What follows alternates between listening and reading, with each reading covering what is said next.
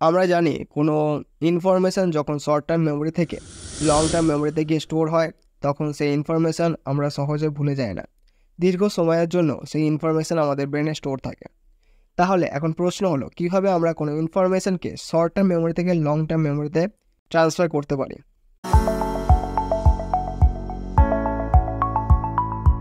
Mind যে ইনফরমেশানটাকে important বলে মনে করে সেটাকেই লং টার্ম মেমোরিতে ট্রান্সফার করে।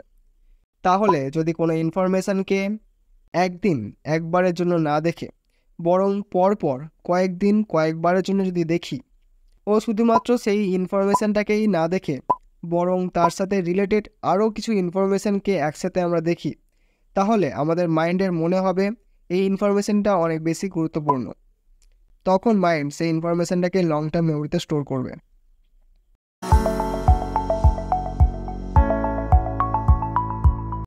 আমার লং টার্ম মেমোরিতে যে ইনফরমেশানগুলো পড়ে আছে, অর্থাৎ যে তথ্য বা কনসেপ্ট আমি অলরেডি জানি বা আমার মনে আছে, সেই ইনফরমেশান বা কনসেপ্টের সাথে যদি নতুন ইনফরমেশানকে রিলেট করতে পারি, তাহলে সহজেই পুরনো ইনফরমেশানের সাথে নতুন ইনফরমেশানের কানেকশন তৈরি হয় ও নতুন ইনফরমেশান লং টার্ম মেমোরিতে স্টোর হয়ে যায়।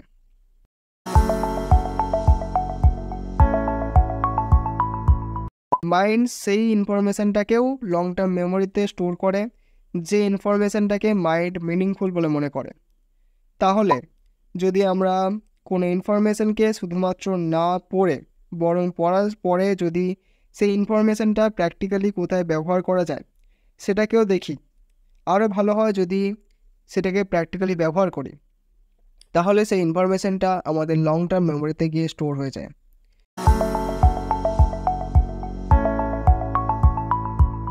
কোনো ইনফরমেশানের সাথে যখন ইমোশন যুক্ত হয়, তখন সেটা আমাদের বহুদিন পর্যন্ত মনে থাকে, অর্থাৎ সেই ইনফরমেশানটা আমাদের লং টার্ম মেমোরিতে গিয়ে স্টোর হয়।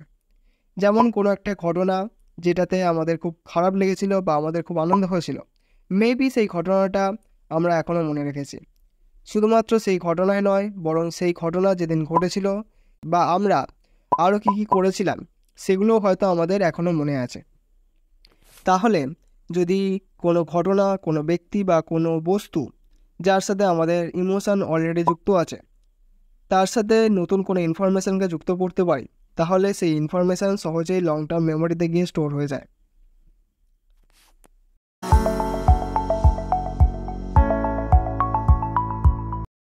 আই হোপ এই টেকনিক্সগুলো তোমাদের হেল্প করবে। বাট একটা বিষয়কে মাথায় রাখতে হবে, মাইন্ডে যদি মনে হয় যে ইনফরমেশানটা ইম্পর্টেন্ট নয় বা কাজে লাগছে না, তাহলে মাইন্ড সেই ইনফরমেশানকে লং টার্ম মেমোরি থেকেও ইরেজ করে দেয়। তাই ইম্পর্টেন্সকে বজায় রাখার জন্য হয় তোমাকে সেই ইনফরমেশানকে ব্যবহার করতে হবে, না হয় অন্ততপক্ষে একটা নির্দিষ্ট টাইম অন্তর সেই ইনফরমেশানের উপর চোখ বুলাতে হবে।